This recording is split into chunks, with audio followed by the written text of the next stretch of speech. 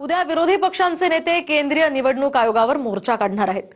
संसदेपासून केंद्रीय निवडणूक आयुक्तांच्या कार्यालयापर्यंत इंडिया आघाडीचे खासदार या मोर्चामध्ये सहभागी होणार आहेत।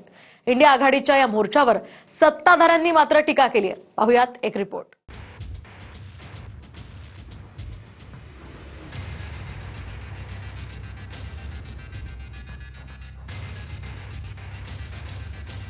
इंडिया आघाडीचा दिल्लीत निवडणूक आयोगाविरोधात मोर्चा आहे। संसदेपासून सुरुवात होऊन हा मोर्चा केंद्रीय निवडणूक आयुक्त कार्यालयावर धडकणार। सकाळी 11:30 वाजता या मोर्चाला सुरुवात होणार आहे। या मोर्चात राहुल गांधी, शरद पवार, अखिलेश यादव यांच्यासह इंडिया आघाडीचे सर्व प्रमुख नेते सहभागी होणार आहेत। राहुल गांधींनी दिल्लीत केंद्रीय निवडणूक आयोगाविरोधात पत्रकार परिषद घेतली। मतदार यादीत बोगस नावं घुसवली असा गंभीर आरोप त्यांनी केला। एकाच पत्त्यावर राहणारे अनेक नागरिक, फर्स्ट टाइम वोटर असलेले वृद्ध नागरिक, एकाच व्यक्तीचे अनेक मतदारसंघात मतदान या मुद्द्यावर राहुल गांधींनी लक्ष वेधलं।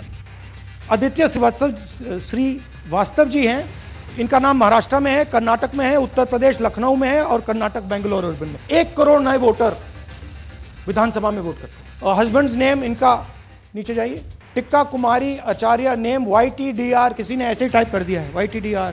त्यानंतर राहुल गांधींच्या घरी इंडिया आघाडीच्या नेत्यांसाठी डिनरचं आयोजन करण्यात आलं होतं। यावेळीही राहुल गांधींनी प्रेझेंटेशन करत मतदार यादीत घोळ असल्याचा आरोप केला। आरोपांनंतर निवडणूक आयोगानं राहुल गांधींकडे शपथपत्र मागितलं। यावर राहुल गांधींनी डिजिटल मतदार याद्या देण्याची मागणी केली। उद्या सर्व खासदार विरोधी पक्षाचे प्रमुख लोक निर्वाचन आयोगावर मार्चने जाणार आहोत, लॉंग मार्च।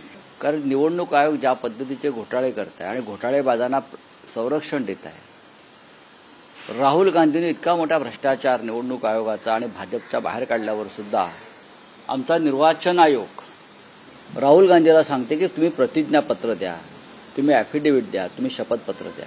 याला काय म्हणावं?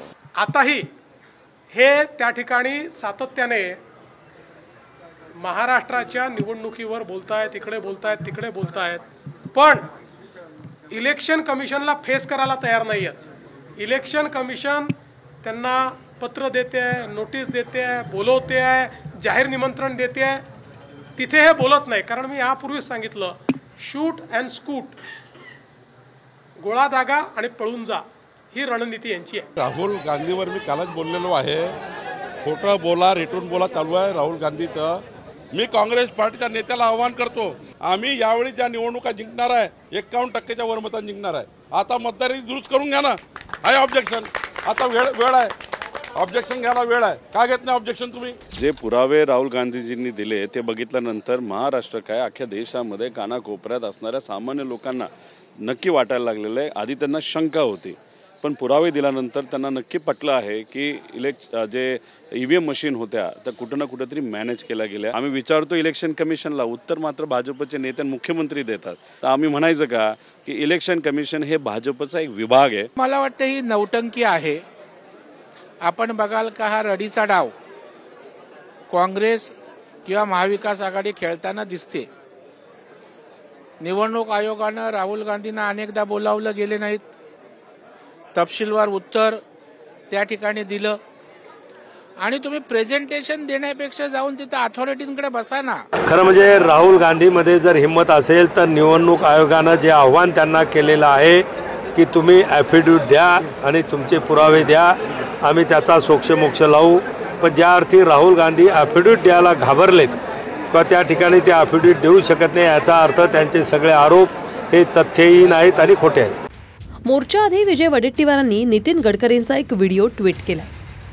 या व्हिडिओत गडकरी नागपूर लोकसभा मतदारसंघातल्या 3.5 लाख मतदारांची नावं वगळल्याचा आरोप करतायत। लोकसभा निवडणुकीत माझ्या मतदारसंघातील 3.5 लाख नावं वगळण्यात आली।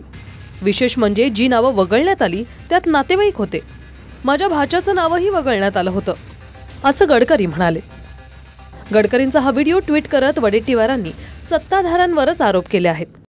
आता केंद्रीय मंत्री नितीन गडकरी साहेबांची कोणती चिप आणि डिस्क खराब झाली? निवडणूक आयोगाची वकिली करणारे मुख्यमंत्री भाजपचे नेते गडकरींना जाब विचारणार का?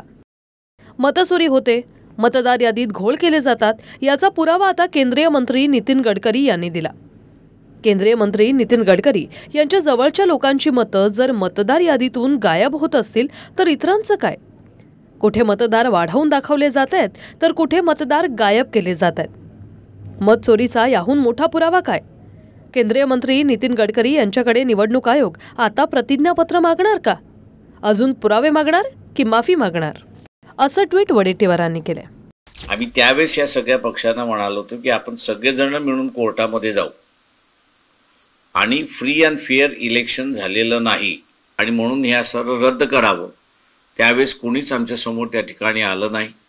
कोर्ट हे एकच व्यासपीठ आहे की ज्याच्यामध्ये दूध का दूध आणि पाणी का पाणी त्या ठिकाणी होतं अशी असणारी परिस्थिती आहे.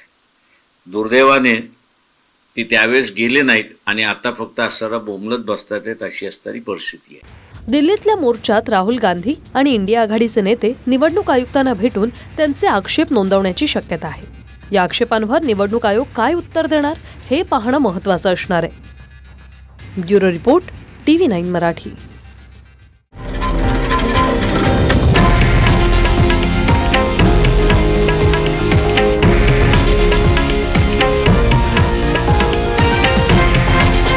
हे आहे देशातील नंबर 1 न्यूज नेटवर्क आणि आपण पाहत आहात TV9 मराठी, एकमेव.